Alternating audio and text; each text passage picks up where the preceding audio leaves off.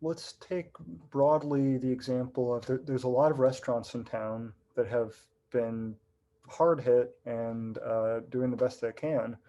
Um, as they're able to have more and more people eating inside or shifting away from that takeout model, Mhm.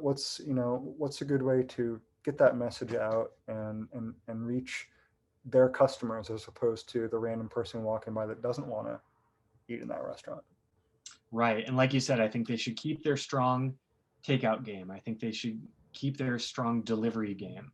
Like if they didn't have that in place and they did the work to establish it and they've got good margin on it, then by all means, keep that running. Um, but now it's like, okay, now people can actually walk through their doors. So as we mentioned, they first just need to, there's going to be just a psychological phase of like, all right, who's open and not. And this may be a very short window. So, it's just so timely that you just have to see how it goes, right? If it were to go back and forth between these phases, like, oh, we're purple again, we got to close down again, that sort of thing, it'd be relevant. But it seems as if we're headed in a certain direction now. But here's some of the things I do like for a restaurant that can help that actual foot traffic, and that go along nicely with marrying what's happening in their physical environment with what they can be doing with digital strategies.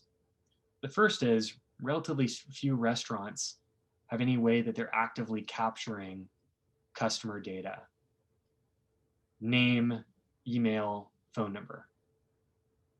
So you can couple that with like our customer feedback system, where you have a QR code at the counter, at the tables, or with the receipt, that sort of thing. And it's still kind of a compelling curiosity thing. A lot of people haven't seen these things. You say, hey, point your camera at me. You say, oh, interesting. Oh, I see. It's feedback. I get it. Interesting. So what's required for that feedback? Well, the customer needs to enter in their information. And so that's one way that they can be collecting customer information now. Another would be if they want to offer a coupon or a discount or something like that, some other reason that would be valuable enough for the customer to say, like, yes, please send it to me. Here's my info. Why do you want that? Why do you want customer information? Well, every business, and certainly restaurants, have cycles. They have seasonal cycles, they have weekly cycles, they have daily cycles. There are times where they're super busy, and there are times where they really just like crickets, or nothing's happening in there, right? They're open, but the flow is super low. So here's a great strategy for a restaurant. You take those times when it's really low and you run flash offers, and you run them on two different places. You run them by email and or text message. Hey, for the next 2 hours, this, whatever deal is running, right? Go ahead and pop in right now. Come here for lunch. Come here for afternoon coffee. Come here for whatever, right? So in the moment, we know we have a slow time. We can automate these things so that every Tuesday when it's slow at 3 p.m., we want to run these campaigns so we've got more people coming in and having their coffee and tea during these slow times. Cool. Now you need to give them a reason why this is the best option for them right now. And it's timely, it's urgent, and you're giving them a call to action. So you've triggered the event. Where's the other place? So in addition to email and or text message, by having this directly, you now have audience, a list of your customers. And so you can go give that to your Facebook account as well. And you can say, hey, Facebook, build me a custom audience of all of our existing customers.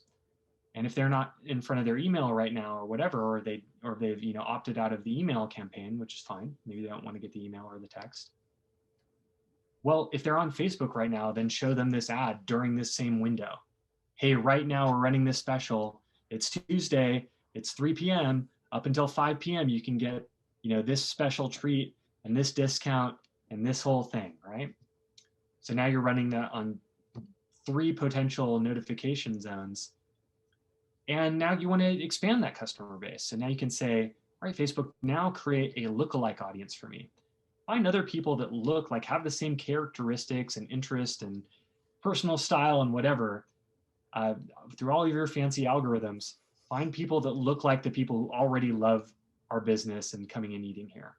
And go ahead and show this ad to them as well. So now you're running both a billboard campaign, like an awareness campaign, as well as a remarketing campaign to the people who have already come engaged with you enough that they've given you their information. So super strong, super smart way to take advantage of really like a specialized, there's a window of time. How do you fill that? How do you fill in these gaps as a restaurant?